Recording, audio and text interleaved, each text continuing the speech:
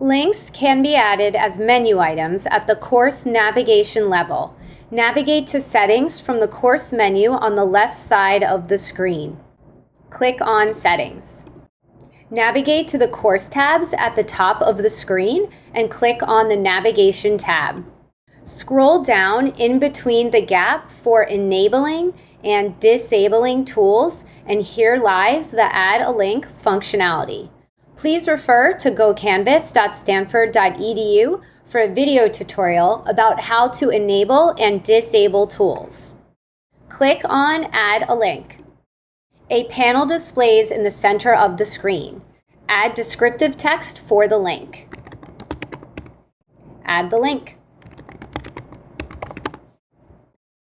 This can be an external link or a Canvas URL, and this will open in a new tab. Click Add in the blue rectangle at the bottom of the display panel. Links are enabled by default. The menu item includes an icon next to the link name to indicate the link will open in a new tab. Before moving on, do not forget to click Save in the blue rectangle at the bottom right side of the page.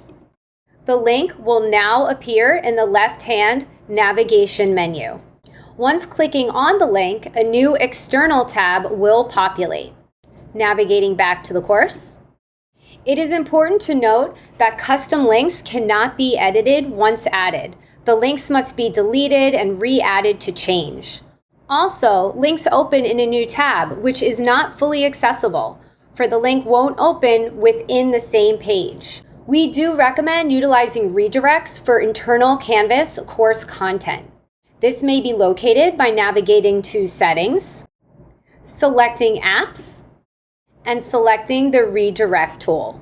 As a best practice, the Redirect tool should be used for internal Canvas course content so it opens within the same page.